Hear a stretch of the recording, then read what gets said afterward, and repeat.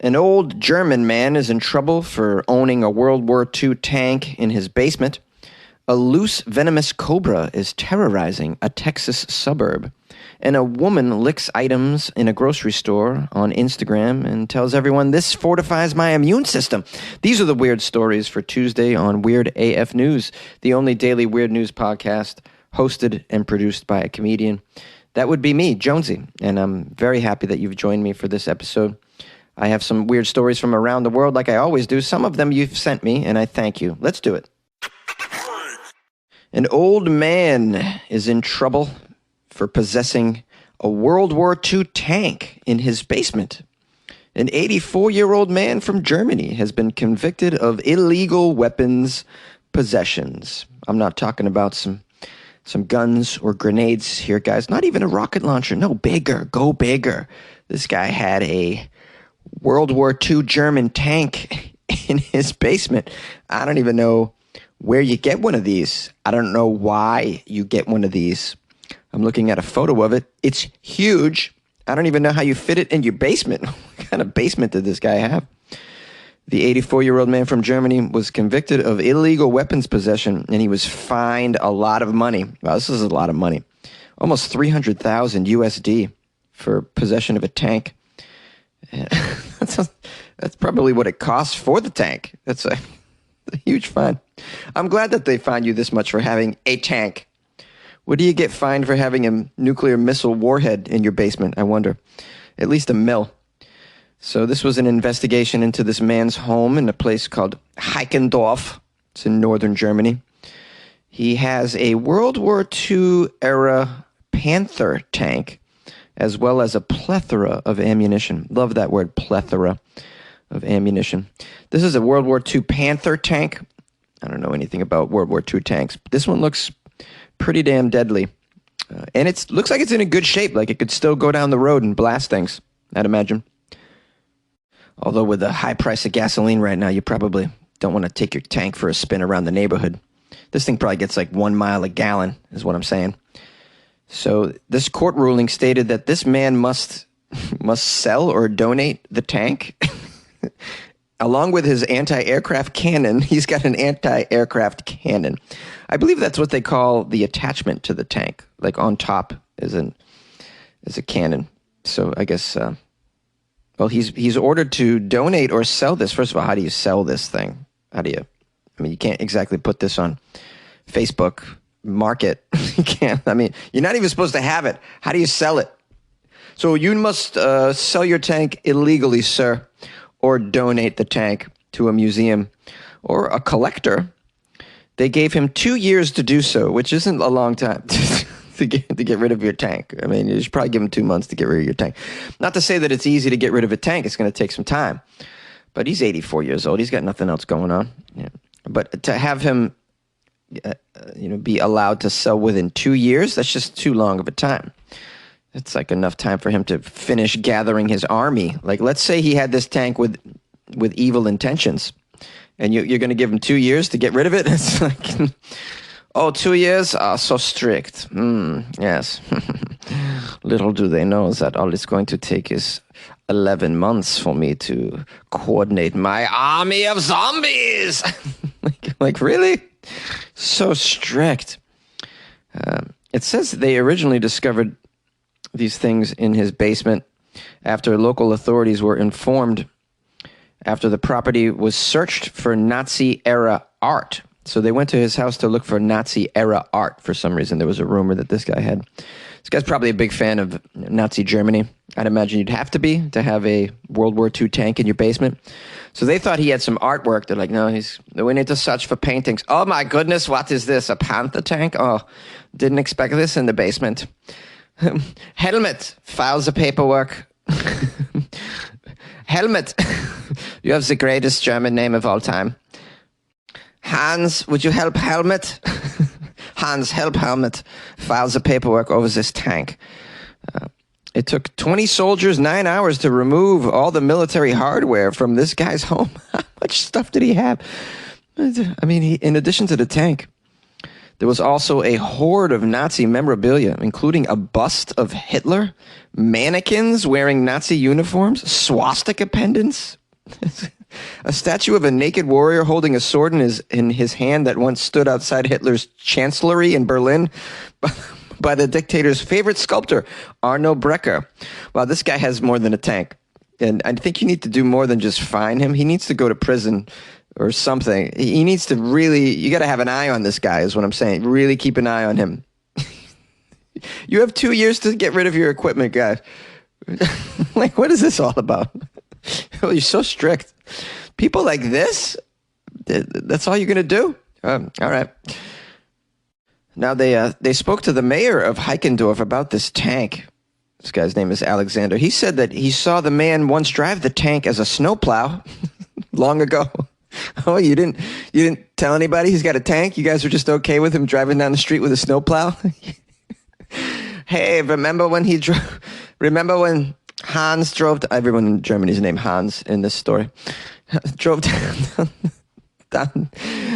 tank down the square of the city. It was a snowplow. When asked his thoughts about the ownership of the tank, the mayor replied, "One loves steam trains, the other, well, old tanks." Now, that's all you had to say about it? No, what about all the Nazi memorabilia? He has a mannequin holding a sword in his basement. What about the bust of Hitler and all of the armaments that they're not really mentioning, but you can imagine what's in there. Very, very alarming. Well, hey, they say that when you retire, you should get a hobby, right? So that's all that's going on here, guys. Just a hobby. Nothing to see here. A venomous cobra is terrorizing a Texas neighborhood. The cobra's owner called the animal services this week and reported that unfortunately his pet cobra had escaped while he was building an in-home closure for the snake. The cobra has been missing for days. Here's a quote from the owner of the cobra that they're not naming. You should name the owner of the cobra. This person should be shamed on some level for owning a venomous cobra. Maybe not. Maybe you should just be able to own as many venomous cobras as you want. I find it to be very concerning. And if my neighbor owned venomous cobras, I would want my neighbor's name. I would want to know that my neighbor has a cobra next door. It's kind of like if your neighbor, took out his ding-a-ling near a school at some point in time. You want to know that your neighbor did that. You want to know who in your hood has been taking out their ding-a-ling and waving it at children. I also want to know if there's venomous cobras or maybe someone with a snow leopard. I'd like to know if my neighbors have snow leopards. Do you have to register such things like you have to with a sex offender? You should have to register dangerous animals. And tanks, too. You should have to register your tank. I want to know if there's a World War II tank in the basement of one of my neighbors. Guys, we got to go beyond just the ding-a-lings in the neighborhood. We need to know what else is going on. I want a list. I want to know everything dangerous that my neighbors possess, whether it's their ding-a-ling, a venomous cobra, a rocket launcher. I want to know. Here's a quote from somebody. It's the unnamed owner. If we would have just had a lock on the cage, there wasn't a lock on the cage. It could have simply been handled if we had a lock on the cage. Really? You had a cobra without a lock on the cage? Great. I don't know anything about owning venomous cobras, but I think like owning venomous cobra 101 is to have a lock on the cage, I would say. I don't know, but probably should have had. We probably shouldn't have just left it on the futon. That's probably what we should have done with our venomous. See, the problem was we put it in the kitchen sink and we just left it there during dinner. That's probably where we went wrong. I got to tell you, there's no handbook out there on what to do with a venomous cobra. I ordered one. I had it. I didn't know you're supposed to lock it up. I had no clue. Where is it now? Well, I don't know. I guess it's roaming around the neighborhood. Watch out, kids, on your big wheels. Do kids even ride big wheels anymore? I don't know. We got some animal services getting involved. And it says here, the Grand Prairie Animal Services nor the owner were able to locate the snake the night after it went missing when they were searching in and around the house. That's because it's gone beyond the house now. It's at a playground. It's in a sandbox somewhere. It's hiding beneath a slide, just waiting to nab a small child. The Grand Prairie police are asking residents to report any snakes they say that they think might be the cobra. And don't approach it or attempt to capture the cobra. Luckily, the snake, it says here, is unlikely to bother anyone.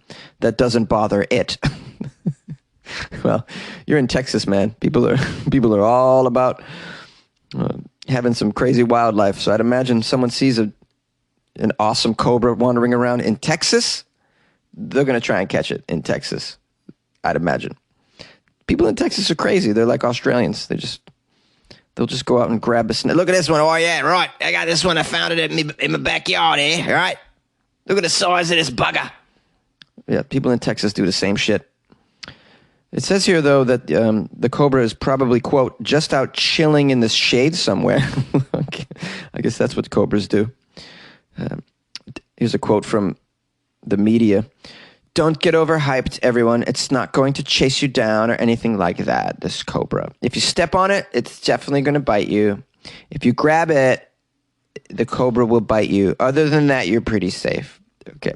Well, I don't, grabbing it, that's nice to know. But what about stepping on it? That could be done accidentally. You could easily not see a venomous cobra, I'd imagine, especially if you can't see very well. But if it does get you guys, the bite is possibly fatal, depending on your body type. Depending on your body type. Yeah, I'm going to say it's fatal. It's a damn venomous cobra. It also says here, you'll be happy to know, there is no anti-venom available for this cobra's poison in the area. Good. Oh, it's comforting. You have to cut off, so if you're bitten in the foot, right, you have to immediately cut off your limb. I'm just saying. I saw it in a movie once. I think that's what you do. You're welcome, guys. It says here, this isn't the first time a cobra has gotten loose in Texas. Oh, boy. Back in 2015, a cobra bit and killed its owner before getting loose in a Lowe's parking lot in Austin. Oh, man, imagine a cobra in a Lowe's parking lot. First of all, what is the cobra doing in the Lowe's parking lot? The owner just takes it to the store. Hey, buddy, want to go for a little ride? Daddy's going to go get some TP. You want to just go for a ride? Ah, whoa, well, hey, come on now. I was going to get you a toy. You like podcasts? You're listening to my podcast. Maybe you thought to yourself, I'd like to make a podcast. Too difficult. No, not with Anchor. Anchor has free creation tools that allow you to record and edit your podcast from your phone or your computer. Anchor distributes your podcast to Apple, Spotify, Stitcher, and more. They have advertising integration, so you can even make a little money off your podcast. Everything you need to make a podcast in one place. Download the free Anchor app or go to anchor.fm to get started. And good luck with your podcast. Good luck with your creation. Good luck with your life, man. A woman on social media has been licking items in grocery stores, believing that it will help fortify your immune system. Yes, your immune system. Yours and mine. What is this maniac's name? Jody Mishuk, a blogger who also believes vaccines cause autism. She filmed herself licking various items in the grocery store, and she posted it on social media for her like-minded followers. The video shows her going into an unnamed store with her son, which is unfortunate because I'm sure her son is going to pick up on some of this behavior. I mean, we can hope that the son doesn't download her software and then run that software on his own hard drive. What software is that, Jonesy? Oh, the paranoia, conspiracy theory, who knows what else software that his mother's running.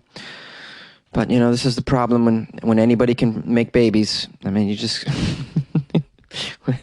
when children are making children. I have a policy about making children. If you're struggling to be a person, don't make a person. And I think we should all abide by that. And that should be on T-shirts that we should all wear. Guys, if you're having a hard time being a person, don't make a person. Can we all agree on that? Okay. Anyways, I'm off my soapbox now. I apologize. Once in a while, I'll put my toe on a soapbox. Hey, man, I'm just trying to give you lessons for life, bro. Trying to make the world a better place. People like this shouldn't be making babies, is what I'm saying. Yeah. Did you just say she shouldn't be allowed to procreate? Yeah. I said a lady that licks avocados in Trader Joe's shouldn't be allowed to have children. That's exactly what I'm saying. Go ahead, cancel me. I don't give a shit.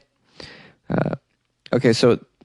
It says here, she wrote on the video, she wrote, germs Fortify your immune system, everyone. Exposure to germs builds defenses against allergies and asthma. Apparently, she wants all the germs that she can possibly find in the midst of a pandemic. She licks bags in the store. She licks things that have seen far more touching from random people. Namely, she has licked, among other things, the freezer door and the handle of a cart in the store as well. She's licking door handles. She's licking White Claws, cart handles. She's licking the floor. She writes, "Be free, love over fear." The comments on her Instagram are supportive of her antics because other people are stupid too, unfortunately. Viewers weren't nearly as kind once the video reached the subreddits, of course. Yeah, once it reached the general population, that's when you get some blowback to just silly antics like this. What about the child, man? We got to save this kid. I don't know how. Can we get a GoFundMe for the kid to go to a private school far away from his mother? Okay, here's what someone wrote. You know what a really sane and not crazy person would do in a supermarket? Lick the entire store. Hey, here's another quote from someone. There are literally people out there like this that film this shit thinking they're doing the Lord's work, and it's hilarious. Karma be a bitch. Grocery stores have not been looking kindly on people that are pulling these sorts of stunts while the threat of COVID-19 still looms. Last year, a California woman, as you know, was actually arrested for licking jewelry at a store. She licked jewelry. I don't remember that story. Remember the lady that was licking potatoes and the woman who licked ice cream, put it back? There's been a lot of this stuff, man, going on in the past year. It's crazy. Similarly, a man in Missouri was charged with making terroristic threats after licking deodorant at a Walmart. A New Jersey man was charged after coughing on a supermarket employee. A woman who coughed all over $35,000 worth of food at a Pennsylvania store was also arrested. I think I covered that story. Do you remember the woman who coughed in the baby's face in the store? That's crazy. Where did this woman end up? She's one of your neighbors, and you don't know about it. She's living in a Texas neighborhood, along with a venomous cobra that's on the loose. Oh, good luck, guys. Oh, man, this world's getting nuts. Nuts. I'm riding in the tank with my cobra by my side. Going to Six Flags, gonna lick all the rides. Yeah! How'd you guys like my little rhyme there? I've been known to produce high-level poetry. Yes, just call me William Butler Yeats of Weird News. Jonesy, how do you know William Butler Yeats? Guys, I took a literature class once. Okay. Yeah. Okay. Anyways, I can pronounce big words, guys, if you don't know. Like fortify. Wow. All right. I'm being silly. Let's get down to brass tacks, as my uncle used to say. Just get down to the brass tacks. The brass tacks this is the end of the episode. And I want to thank you for being here. Thanks for sending me articles. You can send me stuff to funnyjones@gmail.com. You can call the show if you feel like expressing yourself. 646-450-2012. Please check out my Patreon. That's a way you can support the show. Keep me sane, guys. Patreon.com/weirdafnews. And when you join the Patreon, you also get bonus episodes and whatnot. You get extra Weird AF content, in other words. It's not just throwing money into a void for nothing. So yeah, think about supporting the show that way. If you'd like to support the show without throwing a couple bucks at Jonesy, it's very easy. Just give me a rating and review the podcast. That's super cool, super helpful. And it doesn't cost a damn thing but a little bit of your time. So go to Amazon or Apple Podcasts and you can leave a review. And yeah, I'd appreciate that. Or do nothing. Just listen to the show and enjoy it. Enjoy it for what it is. Anyways, thanks for being here. I love you all, and I'll see you tomorrow.